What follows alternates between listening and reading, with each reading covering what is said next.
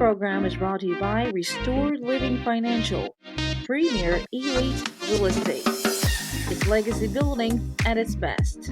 And now, your host, Roslyn Hendrickson. Good evening. We'd like to welcome you to the Restore Living with Roslyn show. And of course, tonight we have very special guests, our honored guests whom I just truly admire is Pastors Cameron and Gwin Mentor, and they are here with us. And so I just want to ask you all, how are you this evening? I'm so glad to have you. Glad to be here. Yes, we are beyond humbled. We certainly do appreciate. Yes, thank you so much. Well, to our viewers, we certainly do appreciate you for tuning in to our broadcast. Of course, tonight we're discussing the topic, God's plan for blended families. But first, we want to introduce the mentors. The mentors are the pastors of Acts to Life Transformation Church, where they have served for 6 years. They've been happily married for 26 years after meeting each other at Kentucky State University. Pastor Gwin had 2 children from a previous marriage, which they raised to honor and fear the Lord. And both graduated from Kentucky State University, where Pastor Cameron earned a bachelor's degree in business management, and Pastor Gwin an associate degree as a registered nurse. And Cameron works as a media producer and a freelance graphic designer in addition to pastoring. Of course, Pastor Gwin has been blessed over the years to work in different venues, such as an educator, author, radio personality, and a public speaker. And Pastor Gwin currently serves as full-time pastor and ordained prophet. Mighty woman of God, I can say that. And they currently live in Georgetown, Kentucky with their 2 children and 2 grandchildren, with one on the way this August. So, oh, wow, we're just weeks away, I'm sure. So, but first of all, having said that, again, I'm so proud of your accomplishments as a family. From the very first time I laid eyes on you all, I just consider it, you're just absolutely beautiful. You shared different things on social media, and your pictures always, I always say pictures are worth 1,000 words. And so your pictures always tell the story of a beautiful couple who came together and who have a story that I would love to hear more about. So again, tell us a little bit about your background. I'd heard, like I said, about your meeting from the start. So tell us a little bit about you. What's unique about you all that you want to share with us, first of all? Well, I guess for me at that time in my life, I was starting a new life after being married. Okay. And so I just, the Lord had me to quit my job of all things in the medical profession. And I just heard the Holy Spirit say, go back to school. And I'm like, why can't I keep a job and go to school? But the Lord had a meeting planned for me that I didn't know anything about, Roslyn, and that was to meet this man right here. And our meeting was just kind of crazy. We met in the caf. I was looking for some salt to go on my French fries. Wow. And he so kindly noticed me looking, and he began to just say, are you looking for salt for your fries? And that's how it all got started. Wow. And from that moment, pretty much a few weeks after that, we became inseparable. Yeah. Oh my God. And you know what?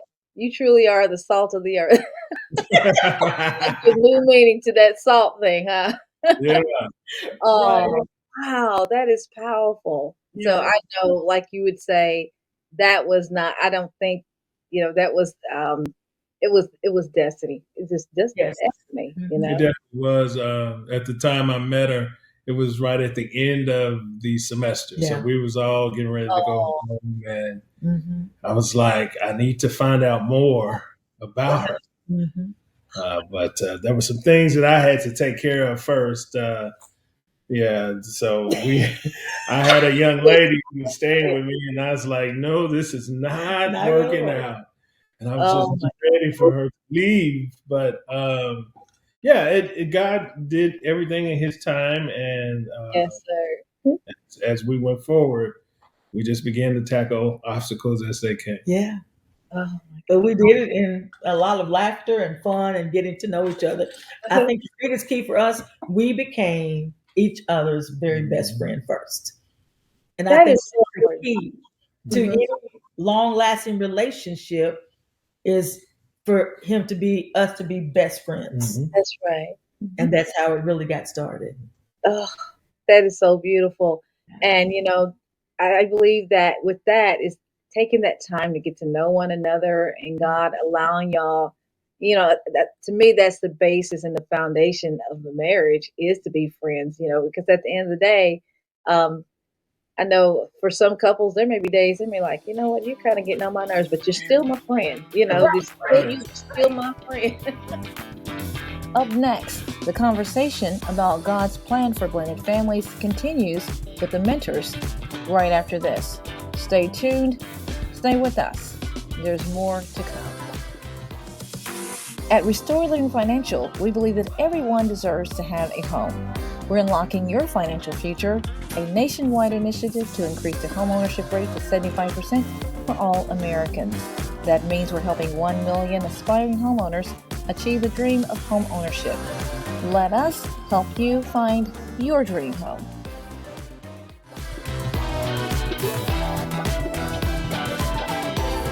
And now, Restore Living's Roslyn returns.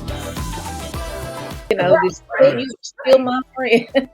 That's true. That's right. At the end of the day, you're still my friend. You're going to shift gears a little bit on you, but it's an age-old subject that's very relevant, okay? So even up to today's time, I believe that God truly has a plan for blended families. There's a reason. God already knew what would come about in our lives, and He has a way of shaping us. And so I believe that point of your meeting was predestined. So what is important to you regarding what blended family is to you? I'll let you do that one, sweetheart. For us, it was creating our own customs, our own culture, our own things. We wanted to start new and fresh as one unit. And I tell you, as a blended family, the biggest hurdle is getting in, right? Because they are a unit. Yeah. They are a solid unit. The kids and Gwin were already a solid unit. So here I come, and how do I fit in? And what makes it work? Yeah. That we can all, benefit from this union. And that was the challenges that we, put forth first. Yeah. Is getting to know, me and my character, and getting to know the children. And I will say this, the number one thing was she's a package deal. Yep. Oh, you know it.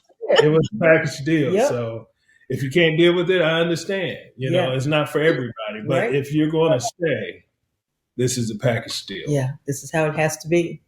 And I think trust was the thing that Cameron came in with, just such a love and just this laughter and this whole being of happiness. He came in with not only getting to know me, but he made sure that he got to know our children, my children. And he did that in his own way.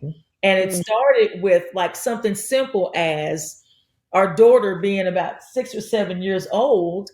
And he said she had this tea set. And so he said, "Can I join in?" And she looked at him like, "What?" They had a whole tea party, just them two, but that grew trust for her. Son, football games and sports, and he was at every one of them, and he showed up for everything that they did because it was important enough for him. And so then I asked the children, I said, "Hey, how do you feel about Cameron?" Because it was important.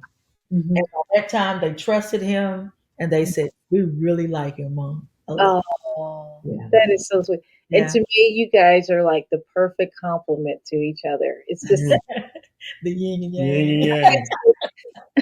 Y'all do. You balance each other out. It's like every time I just see it so much in your photos. I've read your posts over the years, and you can just see where the two of you have just grown, and it's just beautiful. So, what was the turning point for you in terms of when you knew God had placed you together? I know you kind of mentioned about the French fries and the salt. Was there anything more than Yes, that, or? it was. I can tell you exactly. I was going down Nicholasville Road in front of the mall, and because I still didn't know yet that this was going to be my husband. So I Mm, was still praying and said, Lord, I want to know what it's like for a man to love me for me and who I am. And the Lord began to speak to me and say, I've already given you your husband. I'm like, what? I almost changed lanes inappropriately. It's like, what's going on? But then I heard the Holy Spirit say, mm, I've already given him to you, but you see him as a piece of coal, but I see him as a diamond in the rough. And until you can understand what I placed in him, what I placed in him is for you. And it mm, was that moment that I knew that this was the man that I was supposed to be with. Yeah. Mm-hmm. mm, It was just I had gotten to a point where the relationships that I had been in, which were no relationships, but by no means, right? then they Yeah. left me empty. Yeah. And here I am in college, like this is not who I am. You know how you go to school Mhm. and you try to define who you are or redefine, Yeah. Yes, Yeah. right. and then you find out that what God had placed in you all along is who you're Mhm. supposed to be. Yeah. So that phase in my life, I was looking for seriousness. I was Mm, looking for something that I can depend on, because at the end of the day, I was left high and dry. So I got tired of that, and I yeah. said, the next relationship that I'm looking for is going to be real. Yeah. And I always tell people sometimes God's rejection, the rejection was God's protection. That's right. Isn't Absolutely, that the truth? absolutely. But then in the midst of all of that, Rosalind, did we know that our Yeah. life was going to be Mm, pastors and all that? No, we didn't. oh, But we both had, a godly backgrounds that we had both walked away from. Hmm. mhm. But when we decided we were going to do this thing as one and in marriage, we all of that changed. We were like, no, you were the one who said we're going to do Hmm. this the right way. Mhm. And from that moment, we began changing our life to back to what we knew, Hmm. and that Mm. was him, Hmm. then the kingdom. Oh And my. so, and we pushed, and we didn't push that, but we lived that in front of our children. Mhm. It's that I call it like return to the old path, which you already knew the foundation. Right, Right, right, Foundation was already set. yeah, right, right. Let's think about it. It was right.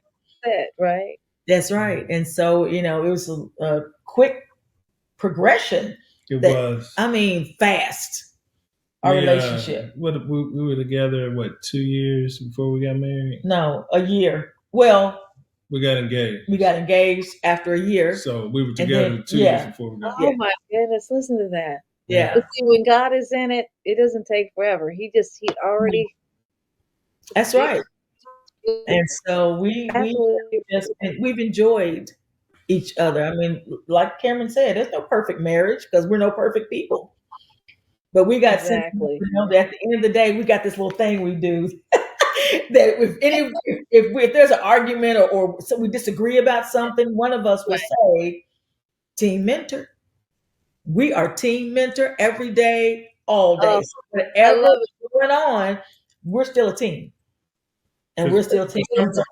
Yeah, sometimes the enemy wants to get in and say yeah, that she's against me right, or I'm Right. against her, yeah, and that's a lie. So Mhm. we're, yeah. we're team mentor. So we have to remind ourselves we're on the same Ourselves. team. Yeah, Yes. Hands up! We're on the same yep, team. Oh, yeah. He's got to be first. That's got yeah. to be first in relationship. Everything. That is right. Yeah, yeah. So you talk about Acts to Life Church a lot, Mhm. but it has been absolutely touching to me. I remember when I was coming in that weekend or something you were doing. I think you was going to minister. I didn't know Sister Gwin was a minister at the time. So this is years later. We're kind of fast forwarding a little bit, which God was already laying the groundwork. And I think later on, I think you all went to Africa Yeah, together and talked in years But I remember God began to shift things as far as you're going to Africa. Can you kind of bring that in a little bit as we delve into the part about your assignment for your marriage and your church, Acts to Life Transformation Church, and what impact you believe it has had on believers and the work God has told you to do? But can you kind of form the basis there about Pastor Cameron when he came into the ministry, kind of lead into that? Because we had a beautiful conversation. Yes. We going to Africa is his own story. I was all in the mix of that. Gwin had just been downsized, so the income was gone, and a good friend of ours, a prophet, man of God, called and asked her to do a women's conference. There was a women's conference that was going on, and she said, I don't know how we're going to do this, but I'm going to go. And I said, well, I'm going to go with you. And he said, great.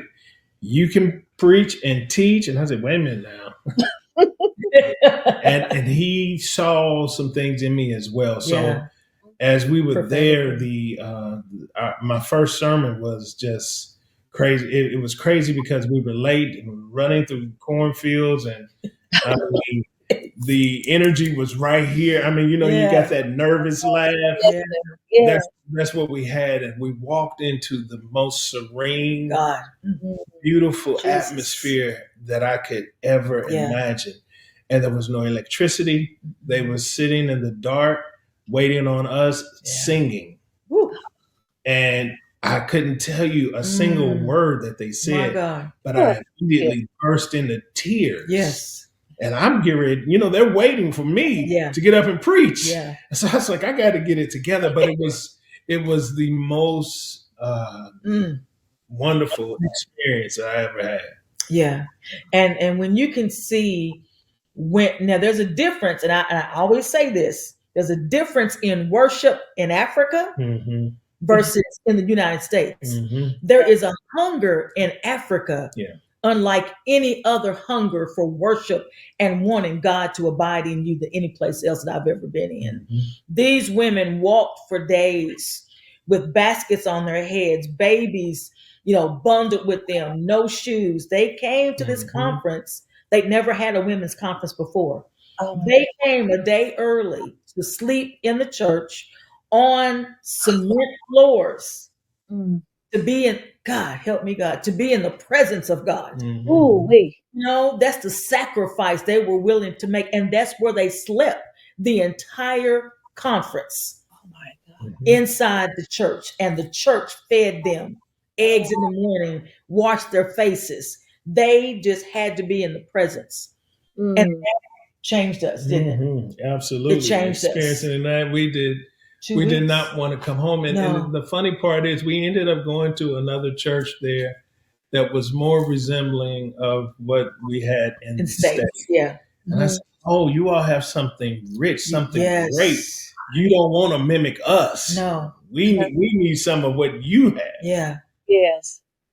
And it truly changed us because the Lord began to speak to us. And after we got home, this was in August, we got back by Christmas Eve. The Lord spoke. I was taking communion in the church. And all of a sudden the Lord said, do not take from this cup. You're willing to submit to what I'm asking you to do. And that was for us to be pastors. And we started the church in our home. I remember that. So it changed us, Roslyn, it did. And see, for the thing that God revealed to me a few years ago, he said, there's an assignment for every marriage. There's a purpose behind it. And so little did you know, maybe in the beginning, that the assignment was, your church of Acts, Acts to Life. And that the marriage would be the foundation. It would be that sounding board on which God would use to shift into, take you all into your destiny. And others who are, obviously, who are your members. It's absolutely beautiful. And Acts 2 Life Transformation Church was based off the scripture of Acts 2 of the the first church, the new beginnings, and how we fellowship together, we ate together, we worshiped together, and so it was such a family orientation in our home. Mm-hmm. And God moved mightily in our home. Yes. I remember baptizing in the backyard. In a hot tub that we still use to this day. So, and not only that, we had manifestations of miracle signs and wonders. Absolutely. One time we were having worship, and God is our witness. Mm-hmm. Smoke just came in. And just weighty smoke, and just stayed in our home. It would show up every day around every morning around 11, and it would stay till about 2:00 in the afternoon. Ooh, I'm getting chills. And our daughter was upstairs, and she said, "Are y'all cooking something? There's so much smoke up here." We never told her because we wanted to make sure she saw what we saw.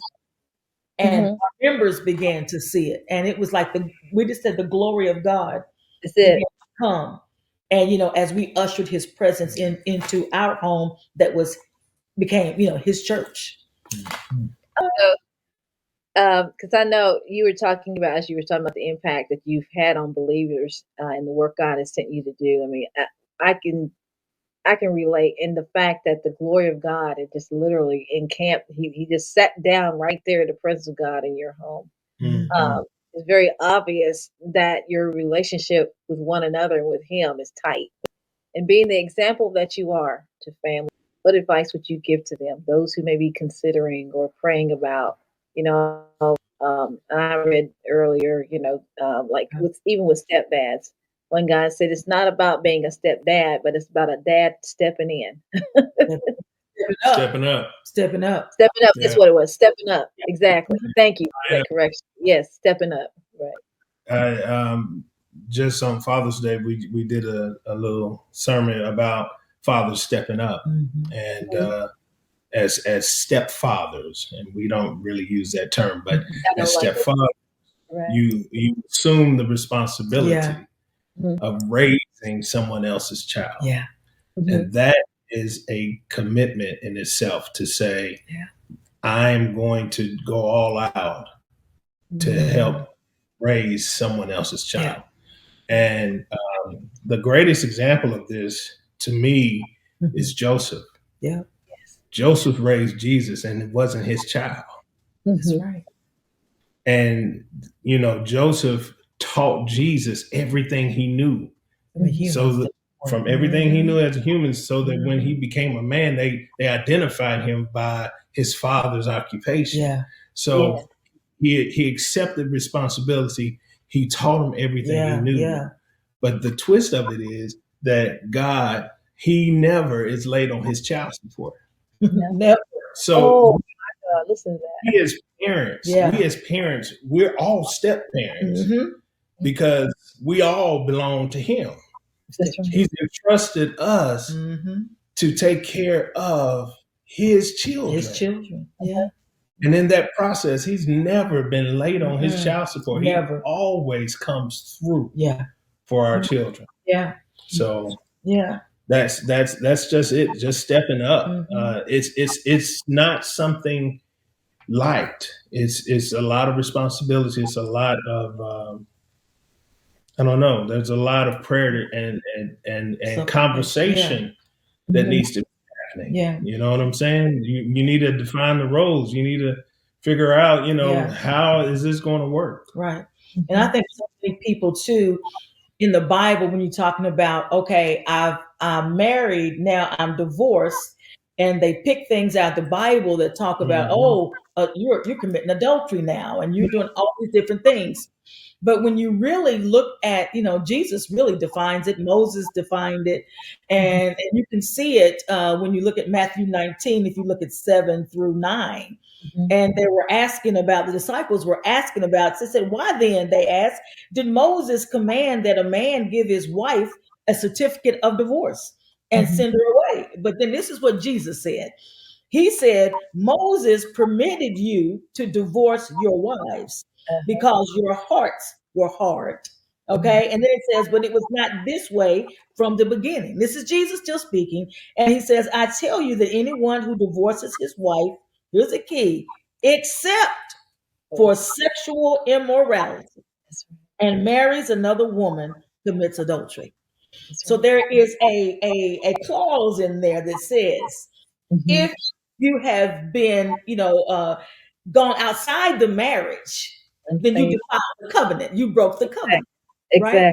So when the covenant is broken, then Jesus gives a way out of that. So that's how it was for me. I've always said, okay, once married, always married. Right. You Right. stay, even if you're hurt, whatever. Right. But it was when he said it was okay. And he Did gave I? you that's Yeah. And he gave me the okay mm-hmm.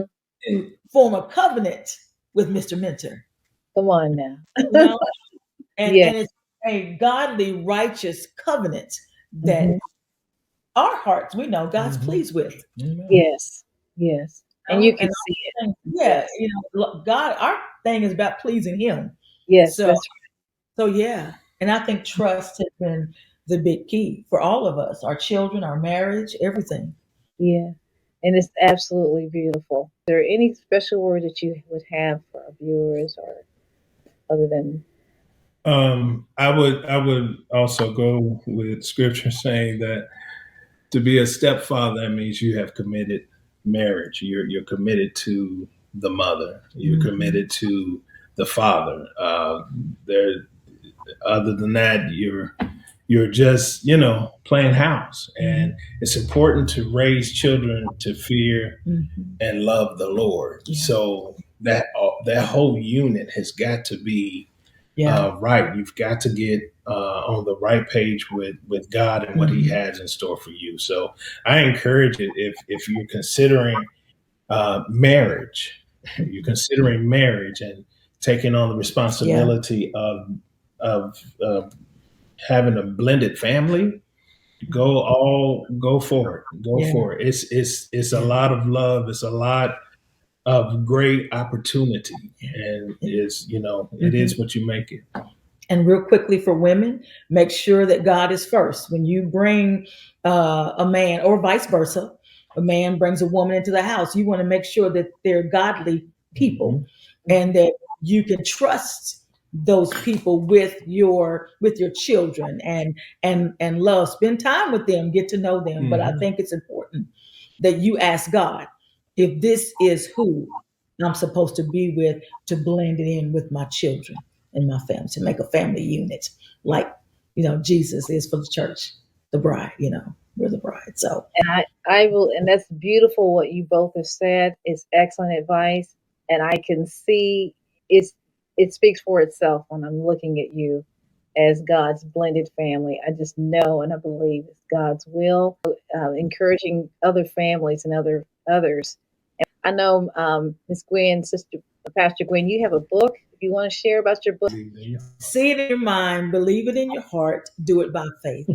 I totally forgot. It's been a while. And it was just a book designed to look at our faith as men or women and to see what God is doing in our lives.